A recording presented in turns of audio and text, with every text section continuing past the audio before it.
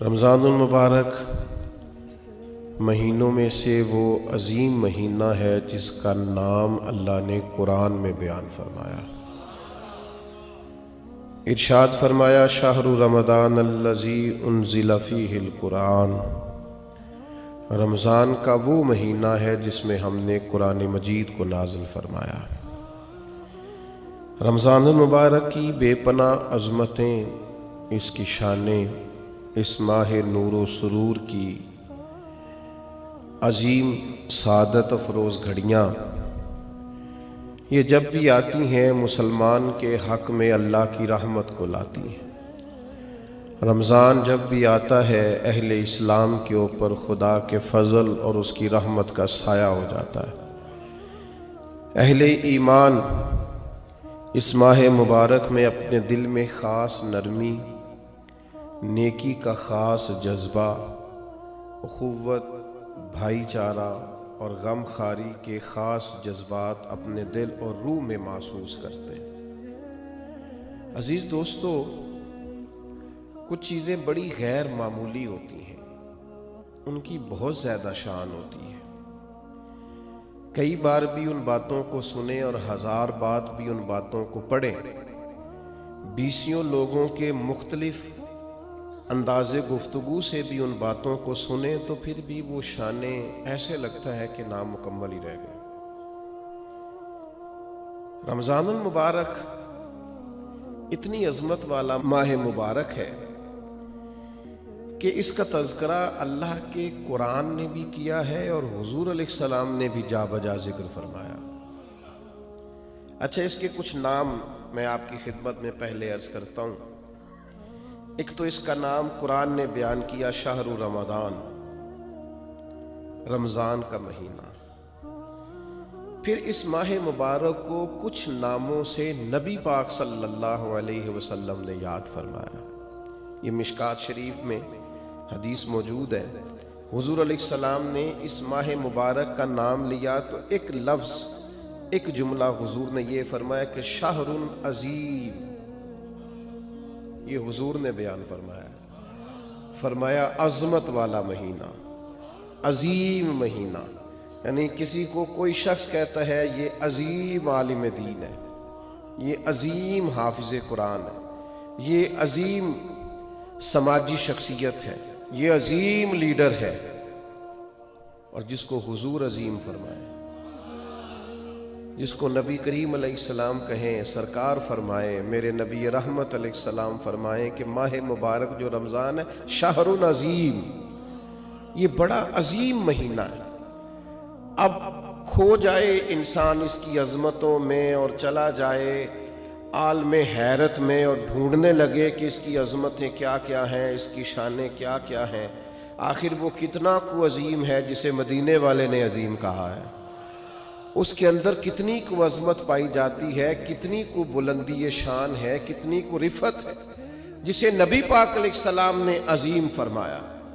तो एक तो हुजूर ने फरमाया शाहरुन अजीम, और दूसरा हुजूर ने इसका नाम लिया, फरमाया शाहरुन मुबारकुन। फरमाया ये बड़ा मुबारक महीना है। ये लफ्ज़ मुबारक हमारे यहाँ उर्फ में भी इस्तेमाल होता है। ये जब कोई शख्स बोलता है ना मुबारक,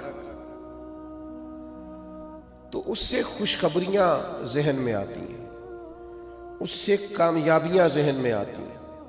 जब कहा जाता है आपको मुबारक हो, मुबारकबाद हो, तो इससे इंसान की हाशिया ख्याल में महसूस होता है कि कोई अजीम इनाम मिला है, कोई अजीम रहमत अता हुई है, कोई मुनफरद सा, हसीन सा, खूबसूरत सा तोहफा मिला, किसी बहुत बड़ी कामयाबी से अल्लाह ताला ने हमकिनार फरमाया है, तो फिर कहते हैं मुबारक हो।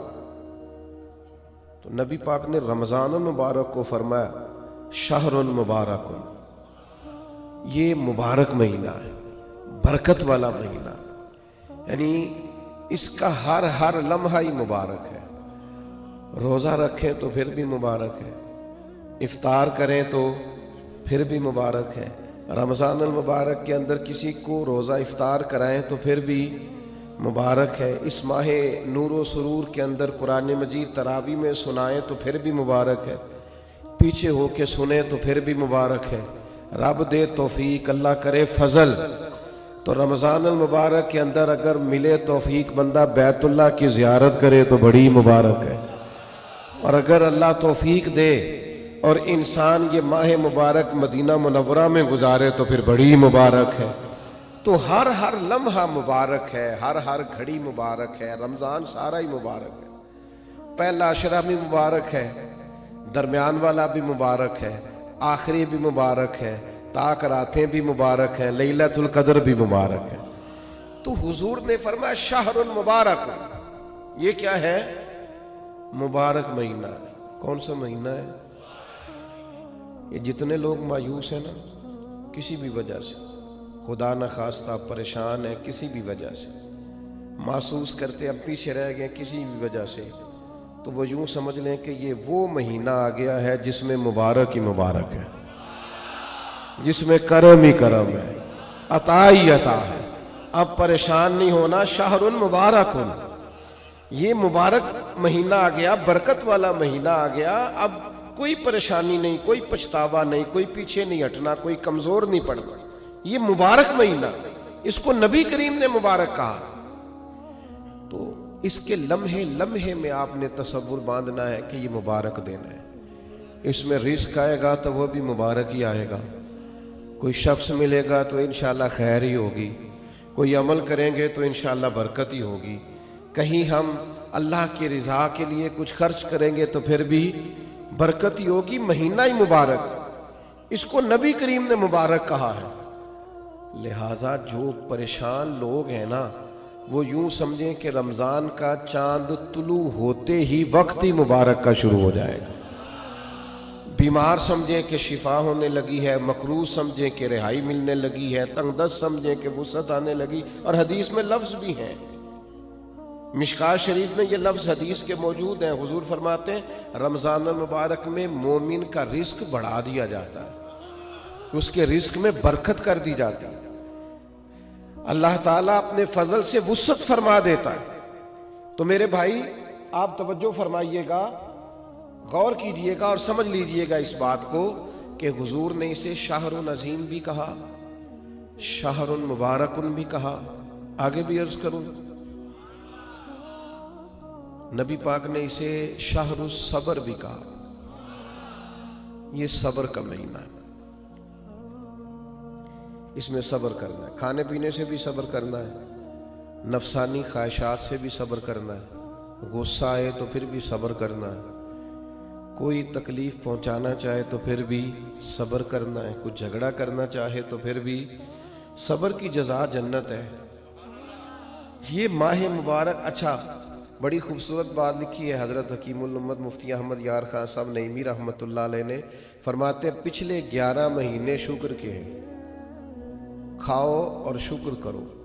रमज़ान महीना सब्र का है, सहरी में खाओ और इफ्तारी तक सब्र करो। ये सब्र का महीना है। पहले खाओ और शुक्र करो, जितनी दफा भूख लगे खाओ और शुक्र करो, यहां खाओ और सब्र करो। ये सब्र की ट्रेनिंग का महीना है। थोड़ा सा माहौल में ना बेसब्री सी आ गई है, लोग बेचैन रहने लग गए, जल्दी मुतासिर होते हैं और फिर जल्दी मोहब्बत करते हैं और फिर अल्लाह ना करे जल्दी नाराज भी होते हैं और जल्दी नफरत भी करते हैं। लोग बड़ी जल्दी किसी बात के बारे में फैसला करते हैं, बड़ी जल्दी राय देते हैं। लोग बड़ी जल्दी मुवाफिक होते हैं तो बड़ी जल्दी मुखालिफ होते हैं।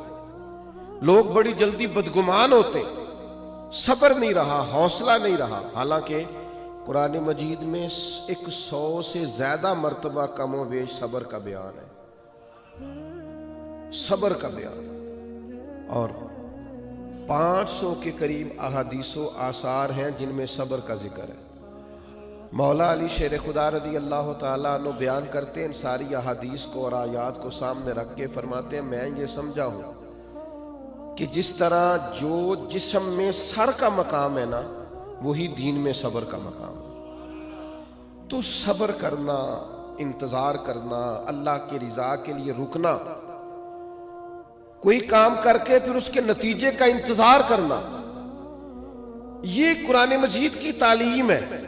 बाकी सारी नेकियों पे सवाब मिलता है। इन्नल्लाह माअस साबिरीन, सब्र करने वालों को रब रहमान मिलता है। अल्लाह फरमाते हैं मैं हूं सब्र करने वालों के साथ, उनको रब रहमान की मायत नसीब होती। तो सब्र का महीना है रमजान, इसलिए जल्दबाज तबसरे भी कम से कम कीजिएगा, बदगुमानी भी कम से कम कीजिएगा। थोड़ा सब्र करके देखें तो सही, जरा ठहरे तो सही, नतीजा आने तो दें, रिजल्ट निकलेगा।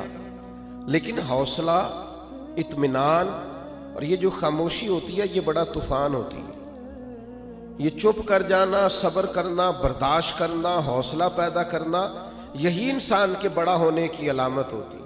लेकिन अगर कोई शख्स छलके छोटी छोटी बात पे, जरा जरा सी बात पे तड़पे और छोटी छोटी बातों पे उसके हाथ पैर फूलने लग जाए और सांस उखड़ने लग जाए और जुबान खुश्क होने लग जाए और होंठों पे सिकरी आने लग जाए, तो इसका मतलब ये है कि ये शख्स माशरे में, सोसाइटी में कभी भी कोई बड़ा काम नहीं कर सकेगा।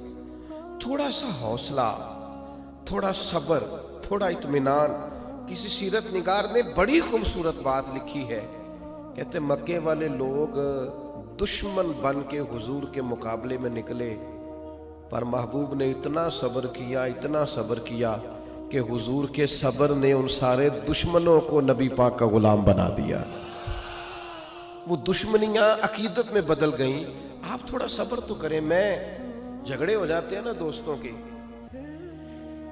और कभी घरों में भी, बाज़-औक़ात खानदानों में भी झगड़ा हो जाता है, तो मैं कहता हूँ जरा कमेंट्स थोड़े से थोड़े करना, रद्द अमल जरा कम से कम देना, इसलिए कि इस काम की होनी तो आखिर में सुलह ही है। तो ऐसा ना हो कि आप इतनी सख्त राय दे चुके हों बेसब्री के आलम में कि फिर वो आपकी सुलह के रास्ते में वो जुमले रुकावट बन जाए। तो सब्र से, इत्मीनान से, करार से, ये सारा रमज़ान मुबारक सब्र सिखाता है। यानी आपके घर में नेमतें पड़ी हैं और आपके सामने पड़ी हैं और आपकी अपनी हैं और आपकी जायज़ कमाई की हैं और भूख भी पूरी लगी हुई है, खाना नहीं, सब्र करना है। रब का जब तक हुक्म नहीं ना आता, इफ्तार का टाइम नहीं होता, उतनी देर तक खाना, ये सब्र है। तो ये सब्र ही फिर इंसान को मुहर्रिमात पर सब्र सिखाएगा।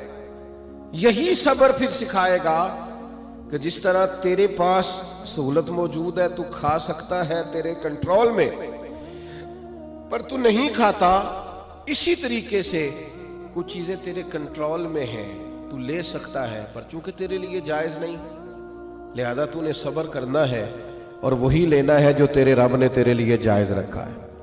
हराम की तरफ हाथ को बढ़ाना नहीं, नजर को ललचाना नहीं, कभी भी लुकमा हराम की तरफ नहीं बढ़ना, इसलिए कि अल्लाह ताला ने ये तेरे लिए मकाम सब्र रखा है। और इस मकाम सब्र को कभी भूलना, तो नबी पाक ने इसे शाहरुल अज़ीम भी कहा, इसे शाहरुल मुबारकुन भी कहा, शाहरुल सब्र भी कहा।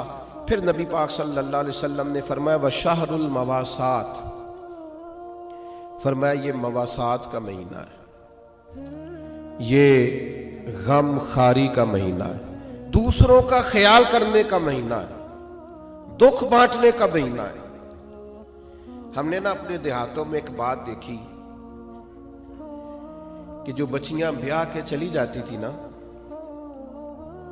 रमजान का महीना आता था तो माँ बाप कहते थे कि उसे कहो कि रमजान यहीं नहीं आ जाती, रोजे यहीं रख ले। अच्छा, ये नहीं भी ना होता था तो आखिरी 4-5 दिन या आखिरी अशरा कहते थे कि बेटी को भी और नवासे नवासियों को भी बुला ना ले, जरा ईद यहीं पे कर ले, थोड़ा सा यहाँ आ जाएं और थोड़ा सा हम खिदमत करें, थोड़ा खिलाएं पिलाएं। हमने ये देखा कि लोग ना रमजान मुबारक का खास एहतमाम करते, यानी इफ्तार का शौक होता कि मैं किसी को इफ्तार, अब तो खैर इफ्तारियां सियासी हो गई, अब तो गाहक पक्के करने के लिए इफ्तारी होती है, पार्टियों की इफ्तारी होती है, अब तो सियासी इफ्तारी होती है, अब तो वोट शोट पक्के करने के लिए इफ्तारी होती है और उसमें तस्वीरें होती हैं और उसके अंदर जनाब VIPs का माहौल। करें, कोई हरज नहीं, ये जायज़ है, कोई मना नहीं। अमीर से अमीर आदमी की इफ्तारी कराएं, अच्छे मकासद के लिए कराएं तो बिल्कुल जायज़ है, कोई मना नहीं। लेकिन इस सारे में गरीबों को ना भूल जाए, जो असल हकदार है उनका हक नहीं भूलें। गुरबा के साथ जरूर कुछ ना कुछ ऐसा माहौल बनाएं कि वो बावकार तरीके से इफ्तार में शरीक हो जाएं। अफसोस के साथ कहना पड़ता है कि रमज़ान गमखारी का महीना है। इसे नबी पाक सल्लल्लाहु ताला अलैहि वसल्लम ने गमखारी का महीना करार दिया। दूसरों के दुख बांटने थे, अश्कशोई करनी थी, गरीबों की मदद करनी थी, यतीमों के सर पे हाथ रखना था, बेवाओं के लिए कोशिश करनी थी, मुसाफिरों के लिए कोशिश करनी थी, मकरूज़ों के लिए कोशिश करनी थी। लेकिन हम क्या करते हैं, हम रमज़ान में अपने खर्चे बड़े बढ़ा लेते हैं। ईद एक जोड़े से भी गुजर जाती है, लेकिन सारी ईद जो है वो कपड़े पसंद करने में सारा रमज़ान गुजर जाता है, सिलवाने में गुजर जाता है, नए से नए डिज़ाइन देखने में गुजर जाता है। इबादत के दिन है और उन सारे दिनों को इस तरह करके हम ज़ाया कर बैठते हैं। तो मेरे अजीज, दूसरों के काम आना था, बजाय इसके कि अपने खर्चे इतने बढ़ा लिए जाते, इतने बढ़ा लिए जाते कि लोग आजमाइश में आ जाते हैं। रमज़ान से पहले सोचने लग जाते हैं कि रमज़ान भी आ गया और इतने ज़्यादा अखराजात इजाफी होंगे, तो थोड़ा थोड़ा उन अखराजात से चीज़ों को बचा करके, यानी हुजूर अलैहिस्सलाम ने सखावत का तरीका ये बताया था कि 2 का खाना 3 को पूरा आ जाए, और 3 का खाना 4 लोग खा लें, और 4 का 5 लोग खा लें। तो अपने उसी दस्तरखान में से आप कुछ निकाल के इस शहर मवासात के अंदर, इस गमखारी के महीने के अंदर आप दूसरों की अश्कशोई करें, माह रमजान मुबारक गरीब परवरी में गुजारें। गौर फरमाएं कि कहां कहां लोग जरूरतमंद हैं। हमने बचपन में मसाजिद में बड़ी बड़ी इफ्तारियां देखी और वाकयातन मुसाफिर लोग आ जाते थे तो वहाँ इलाके के लोग ही, आज फलां ने देग पका रखी है, फलां ने चावल बना रखे हैं, तो मस्जिदों में भेज दिए जाते थे और मस्जिद में इफ्तार होता था। और अगर मुसाफिर नहीं भी होते थे तो उस मोहल्ले, उस गांव के, उस इलाके के जो गुरबा होते थे वो मस्जिद में जमा हो जाते थे और इफ्तार कर लेते। लेकिन अब आहिस्ता आहिस्ता चीज़ें सुकड़ गई, चीज़ें सिमट गई। हमारे अपने मामलात इतने इनफिरादी से हो गए हैं, हर आदमी की एक मखसूस सी पसंद है, मखसूस सी चीज़ें वो खाता है, उसमें वो अपने आप को जीना और अपने आप को रखना बेहतर जानता है। वो उठकर अपनी ज़ात से ऊपर सोचना गवारा ही नहीं करता। मेरे अजीज, ये गमखारी का महीना है। क्या हसीन लफ्ज़ है हदीस में। सहाबा फरमाते जब रमज़ान आता तो हुजूर कैदियों को आज़ाद करते, हर साइल को अता करते, नबी पाक बांटते, देते, हर एक को नवाजते। हमारे यहाँ लाइनें लगती हैं ज़कात लेने वालों की, और जनाब जो देने वाले हैं वो बिगड़ जाते हैं, कहते हैं आप 9 बजे ही आ गए, सोने भी नहीं देते। और फिर ये कि आप वो तो नहीं जो पहले भी आए थे, और दूसरा ये कि आप अगर तरतीब से खड़े नहीं होंगे तो मैं भगा दूंगा सबको, कुछ भी नहीं मिलेगा। सच बताना, जब अल्लाह ने हमें दिया था तो लाइनों में लगा के दिया था। सच बताना, जब उसने हमें दिया था तो ये रवैया था। किसी दरवेश से किसी ने कहा था, मेरा दिल तो करता था अल्लाह के रास्ते में खैरात करूं पर कोई मुस्तहिक नहीं मिलता। तो शेख मुस्कुरा पड़े तो कहा, हजरत आपके मुस्कुराना बड़ा माना खेज है, आप क्यों मुस्कुराए? तो फरमाने लगे, पहले तू बता, जो जो अल्लाह ने तुझे दिया तेरा हक बनता था। तो जब रब ने तुझे दे दिया है, हालांकि तू हकदार नहीं था, तो तू फिर टटोलता फिरता है, थर्मामीटर लिए फिरता है। जिसकी समझ आ गई है तुझे गरीब है, तू दे अल्लाह की रिजा के लिए। लेकिन वो रवैयों की तलखी, मिजाज की तुरशरुई, मैं इकरार करता हूं इस बात का भी कि बहुत सारे गुरबा इस महीने में धंधे भी बनते हैं। आटा खैरात में लेके दुकानों पे बेचा भी जाता है। ये सारी चीजें देखने को, सुनने को, पढ़ने को मिलती हैं। लेकिन मेरे अजीज, आप ये सारी चीजें देख के क्या खैरात करनी छोड़ जाएंगे? इन रवैयों की बुनियाद पर क्या आप ये काम करना छोड़ जाएंगे? अल्लाह की रिजा के लिए देना है तो खूब देना है। इस माह मुबारक को नबी पाक अलैहिस्सलाम ने गमखारी का महीना करार दिया है। खूब अल्लाह के, ये हमारा इसी जगह दस्तरखान लगता है सहरी और इफ्तारी का। कुछ लोग आ जाते हैं, सड़क पे जाने वाले गरीब रक्षा ड्राइवर आ जाते, ये यहाँ कुछ लोग मजदूरी करने आए हुए हैं, वो आ जाते। तो जाहिर है इदारा ज़ेरे तामीर था, हम इतने अखराजात अफोर्ड नहीं करते थे, लेकिन वो चंद लोगों के लिए दस्तरखान लगता तलबा के लिए, तो वो लोग खुद आके बैठने लगे। फिर वो 50, फिर 60, फिर वो एक दिन ऐसा आया कि 1100 लोग हो गए। तो ये दोस्त मुझे कहने लगे कि हम कैसे करके इनको चलाएं। तो मैंने कहा सच बताओ, इन पूरी सफ़ों में तुमने कोई अमीर भी बैठा देखा है? कोई मालदार, कोई गाड़ी वाला, कोई प्राडो वाला तुमने देखा है बैठा? कहने लगे नहीं। तो मैंने कहा फिर ये अल्लाह ने मेहमान भेजे हैं तो अल्लाह इनका रिस्क भी भेजेगा। फिर तुम अल्लाह की रिजा के लिए इनके लिए कुछ ना कुछ पका डालो। ये जो चुपके से आके छुप के, और बाज मैंने ऐसे लोग भी देखे जो ऊपर कपड़ा रखते हैं और आकर के बैठते हैं। सफेद पोशी का भरम रखना बड़ा जरूरी होता है, और दरवाजे पे आए को खाली ना भेजना ये बड़ा जरूरी होता है।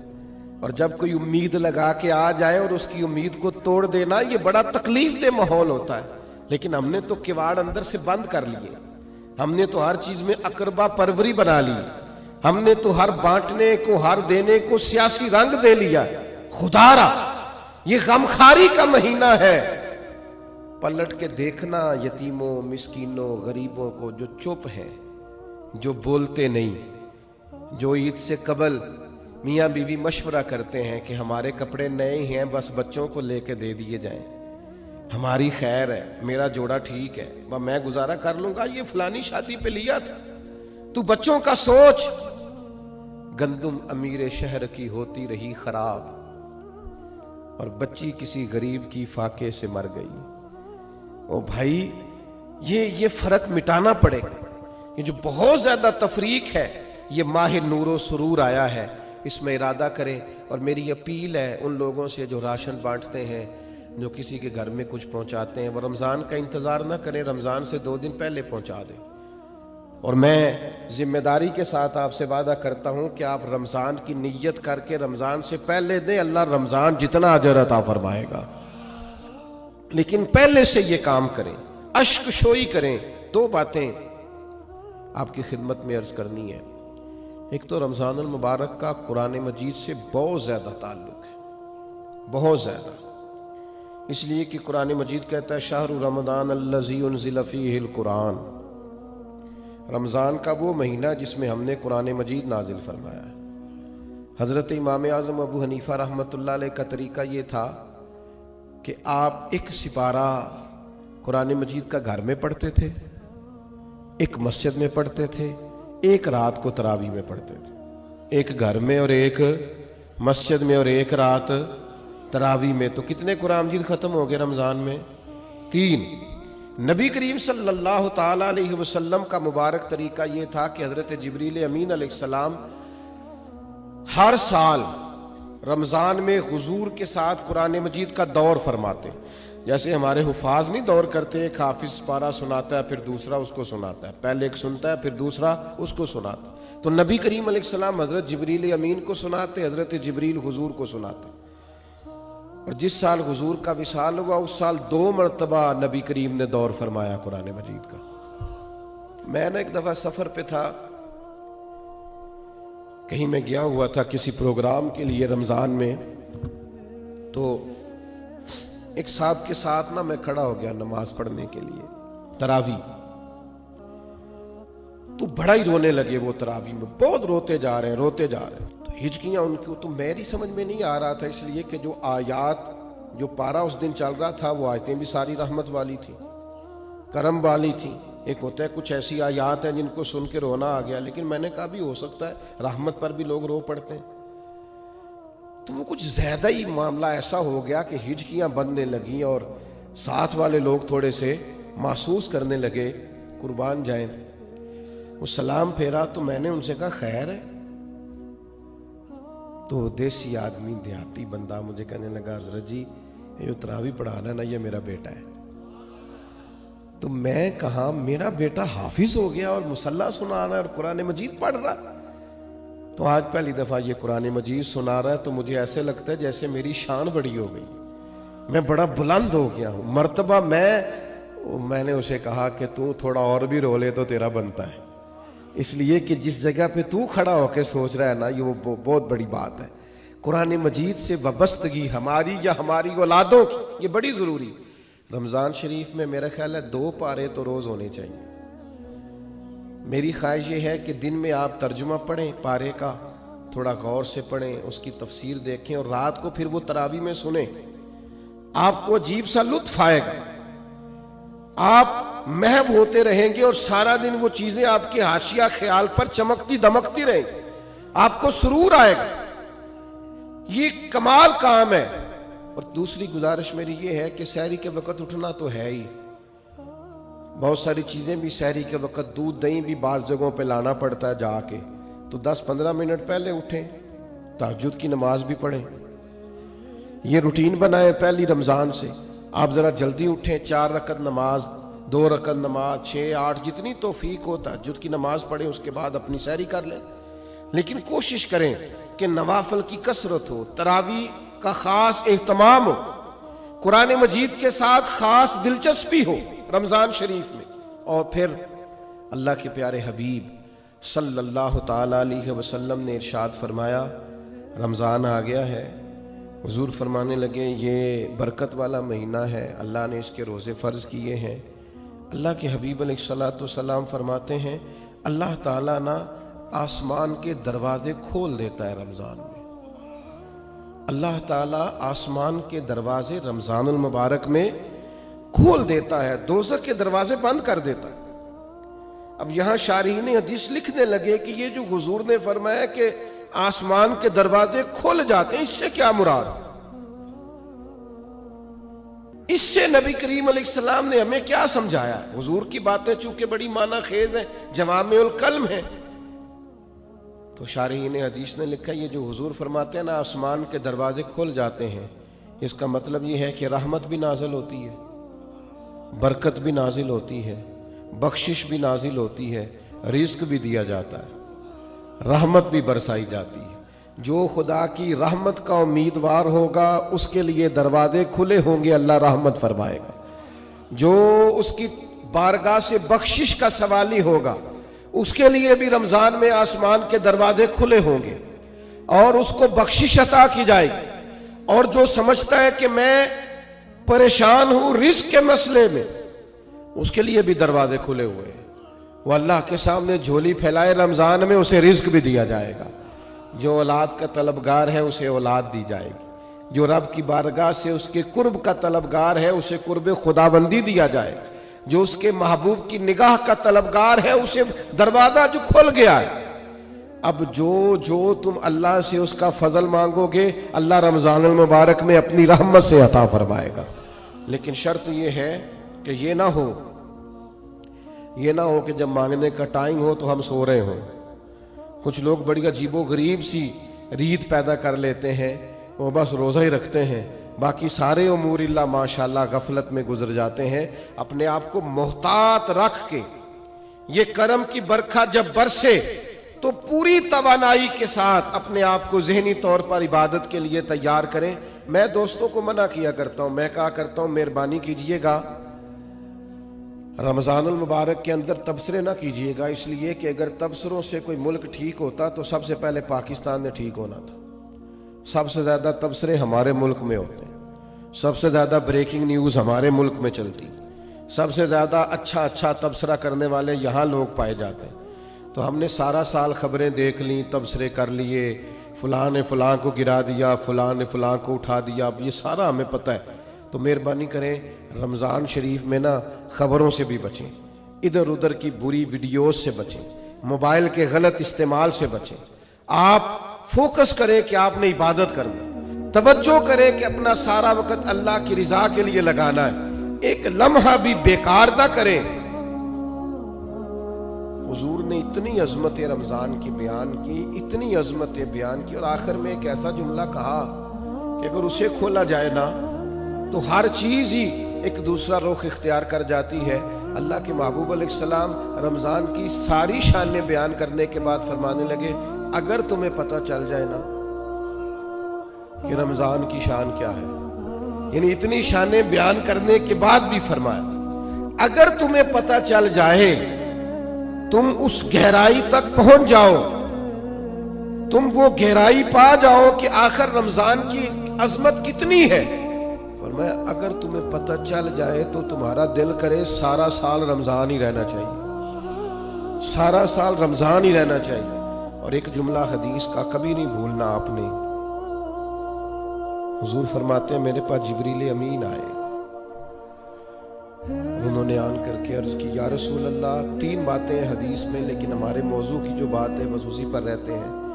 हजरत जिब्रील अर्ज करने लगे या रसूल अल्लाह, बर्बाद हो जाए वो शख्स जिसने रमजान का महीना पाया और फिर अपनी बख्शिश ना करा सका। महरूम रह गया वो आदमी जिसे रमजान मिला, उसकी जिंदगी में आया और वो रमजान में तंदुरुस्त था, सेहतयाब था, फिर रमजान की बरकत ना समेट सका, वो महरूम रह गया और वो बर्बाद हो जाए, उसकी नाक खाक आलूद हो जाए।